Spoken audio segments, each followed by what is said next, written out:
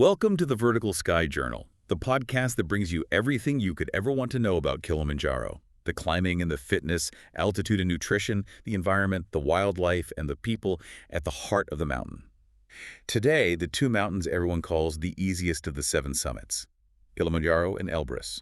And here is the thing about that label.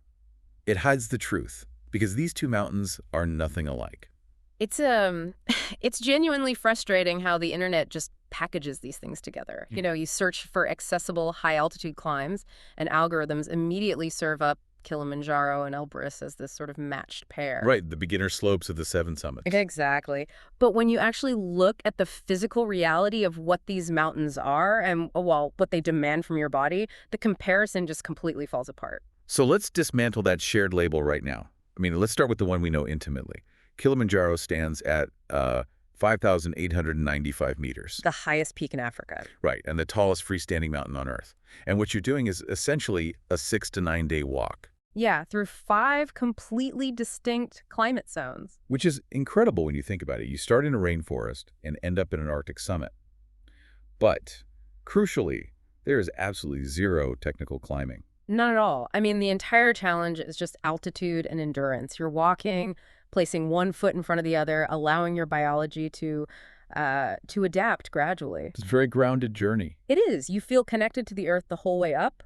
But then you look at Elbrus, and it's a stark contrast. It's in Russia's Caucasus Range, right? Yes, at 5,642 meters, making it the highest in Europe. But it's not a walking trail. It's a permanently glaciated volcano. Wow. So ice and snow all the time. Exactly. You are climbing with crampons strapped to your boots and an ice axe in your hand. And the way you start the mountain is, well, it bypasses that natural biological progression entirely. Because of the mechanized start. On Elbrus, you're taking cable cars to reach the huts at around 3,800 meters, aren't you? You are. And then often, climbers use snowcat assists. Snowcats, right. For those listening, a snowcat is essentially a massive tractor on tank treads.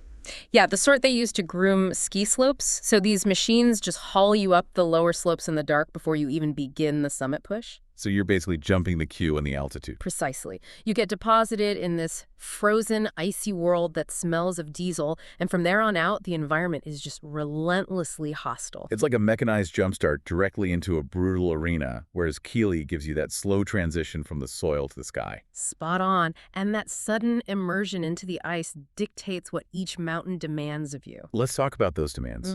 Because, and I think we need to state this plainly, Kilimanjaro is actually the higher mountain. It is. It's higher by exactly 253 meters. Right. And it asks for more days on the trail and a significant longer, harder summit night. But the challenge is entirely internal, isn't it? Yes, the altitude is a severe internal test. But the external conditions on Kilimanjaro are, well, they're broadly predictable. The summit night is very cold, but stable. Whereas Elbrus asks for a completely different skill set. Quite. It requires basic mountaineering competence. You need to know how to walk efficiently in crampons so you don't trip over the spikes on your own boots. Which sounds easier than it is when you're exhausted. Oh, absolutely. And you need to know how to execute an ice axe self-arrest. So if you slip on that hard ice, you have to dynamically throw your weight over the axe to stop yourself sliding. And people are generally learning this during their brief acclimatization days on Elbrus? Yes. And honestly, trying to master that sort of coordination while dealing with a deficit of oxygen for the first time, it's a massive cognitive load. I can imagine.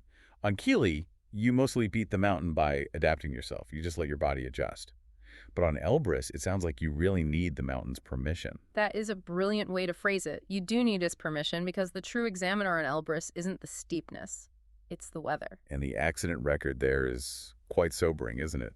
It genuinely is. The summit is this massive, exposed ice dome. You're doing a long, cold push, and conditions can just turn savage in an hour. Ferocious winds, sudden drops in temperature. And whiteouts, which, a whiteout isn't just heavy snow, it's a total loss of definition. The sky and the ground merge into this single flat sheet of white. You lose all visual references. Exactly. And losing the route on an exposed dome like that is incredibly dangerous. The vast majority of incidents on Elbrus are down to weather and exposure. So the conditions dictate everything. Yeah. Which naturally leads us to the practical realities of attempting these peaks. Yes, the logistics. Right. Yeah. Because on the surface, The commitment looks quite similar. For both mountains, you're looking at roughly 7 to 10 days door-to-door and a cost of a few £1,000s for a properly run expedition. Though we need to be very clear about what properly run means here. Absolutely, because the industry is flooded with budget options. And when someone says they found an absolute bargain for one of these summits, what exact safety nets are they likely unknowingly cutting away? Well, a cheap climb is cheap because of what gets quietly removed, and that usually means dismantling the invisible safety architecture. Right, contingency plans. Exactly. Contingencies cost money. Budget operators will carry less emergency oxygen because buying and maintaining cylinders is expensive. They employ fewer guides per client. Which stretches the supervision thin if someone gets sick and needs to be walked down. It does. But the most concerning compromise always falls on the local crew. On the guides and porters. Yes. On a budget climb, the local workforce is often underpaid, poorly fed, and they just don't have the proper equipment for the extreme cold. Providing high-quality alpine tents and fair wages for a team is a significant cost. So you're basically subsidizing a cheap climb by placing the risk onto the local crew. Precisely. While simultaneously eroding your own safety, paying for the proper version is an ethical imperative, and it keeps you safe. But beyond the cost, there's a huge geopolitical reality separating these two right now. We have to speak honestly about access. Elbrus sits in Russia. It does. And in recent years, access has become genuinely complicated for many nationalities. You've got to navigate complex visas, disrupted flights. And critically, travel insurance. You really have to check your policy against current government travel advice. Because if your government advises against travel, your insurance might be totally void, right? Exactly. If you have a medical emergency at 5,000 meters and there's an active advisory, a rescue helicopter simply won't be funded by your standard policy. That is a massive administrative and financial hurdle. Compare that to Kilimanjaro, which has to be one of the most accessible great mountains on Earth. Oh, without a doubt. Straightforward visas, direct flights right into Kilimanjaro International Airport. You can climb it successfully in almost every month of the year. And Tanzania is just a stable, welcoming host country. The whole economy around the mountain is built to support climbers safely. It is. So, you have one mountain behind this complex wall of geopolitical and administrative barriers, and another sitting in a welcoming nation with dedicated infrastructure. Which brings us to the ultimate question for anyone dreaming of the 7 summits. Given the totally different skill sets, the weather, and the access issues, which mountain should you tackle first? It is Kilimanjaro. And, well, it really is not close. Because it teaches the foundation. Yes, it teaches the single foundational lesson of all high mountains, what serious altitude actually does to your body. How you eat, how you sleep up high. Exactly. Because at 5,000 meters, your body triages oxygen. Digestion shuts down. Just eating a meal feels exhausting.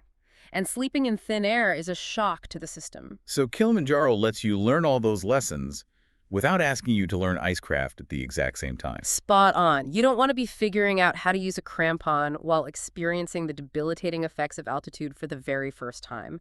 Climb Kilimanjaro first, build that solid foundation of altitude knowledge. And then let Elbrus be where you put crampons on that knowledge later. Exactly. Because when you arrive at Elbrus already knowing how your body handles 5,000 meters, your mind is free to focus on the weather, the external challenges, and the footwork. So is it fair to say Kilimanjaro is harder than its reputation, but kinder than its height? I think that's the perfect way to put it. It demands more endurance than casual reputation suggests, but it's much kinder than a near 6,000-meter peak has any right to be. And Elbrus remains a magnificent, serious mountaineering apprenticeship in its own right. They both command reverence. Just for entirely different reasons. Exactly. Which leaves you with something to mull over before your next adventure. Our obsession with lists like the 7 summits can sometimes blind us to the individual character of these wild places. Perhaps the true measure of a mountaineer isn't how quickly they collect summits, but how deeply they understand the unique nature of the ground beneath their boots. Thank you so much for listening. If you enjoyed this, do subscribe so you never miss the latest from the Vertical Sky Journal. You'll find a full written version of this episode over on our journal at vertical-sky.com. We would love you to come and say hello on Instagram, where we are at VEREICACALSKYTZW. Until next time, pull, and keep dreaming of the mountain.